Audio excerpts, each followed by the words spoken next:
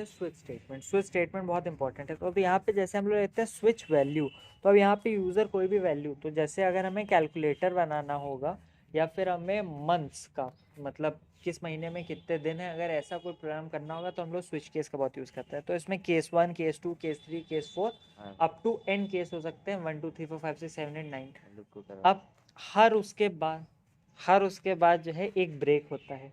Break क्यों होता है? जैसे ये केस 1 है और केस 1 के नीचे स्टेटमेंट है, तो वो स्टेटमेंट इतने स्टेटमेंट प्रिंट हो जाए लेकिन उसके बाद ये ब्रेक उसको टर्मिनेट कर दे, मतलब ये ख़त्म हो जाए। ये ना हो कि अगर ये ब्रेक नहीं होगा तो ये केस 1 के बाद ये केस 2 के अंडर भी जितना होगा ना उसको भी प्रिंट कर देगा। इसलिए हम लोग हर केस के बाद ब्रेक लगाते हैं। तो अब एक क्वेश्चन ये आता है कि फॉल थ्रू क्या होता है, इसमें फॉल थ्रू पूछ लेते हैं तुमसे।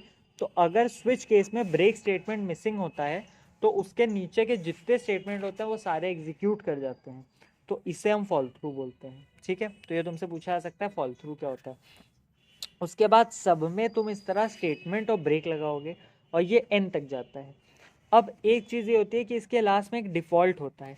अब डिफ़ॉल्ट क्यों होता है? मान लो हमने 12 चॉइस दी यूज़र को, जैसे अगर 1 आया तो जनवरी प्रिंट हो जाए, 2 आया तो फरवरी प्रिंट हो जाए, इस तरह 3 आया तो मार्च प्रिंट हो जाए, लेकिन किसी ने 13 कर दिया तो भाई 12 तक तो दिसंबर आ जाएगा लेकिन उसके बाद तो कोई महीना नहीं है। तो उसलिए हम लोग एक डिफ़ॉल्ट रखते हैं और डिफ़ॉल्ट में भी हम कोई स्टेटमेंट लिख देते हैं। मान लो हमने यहाँ लिख दिया रॉन्ग इनपुट या रॉन्ग चॉइस, तो वो प्रिंट होगा। तो जब हमारी गिवन केस, जितने गिवन केस हैं उनमें से कोई भी मैच नहीं होता है, तब ये डिफ़ॉल्ट वाला केस रन होता है। इसलिए हम लोग स्विच केस में एक डिफ़ॉल्ट को ज़रूर लिखते हैं हमेशा। तो ये इंपॉर्टेंस है डिफ़ॉल्ट की। तो अगर कोई तुमसे पूछ ले डिफ़ॉल्ट क्यों लिखा जाता है स्विच केस में, तो इसलिए लिखा जाता है कि अगर गिवन कंडीशन में से कोई भी केस मैच नहीं होता है तो डिफ़ॉल्ट को हम लोग एग्जीक्यूट करा सकें इसलिए।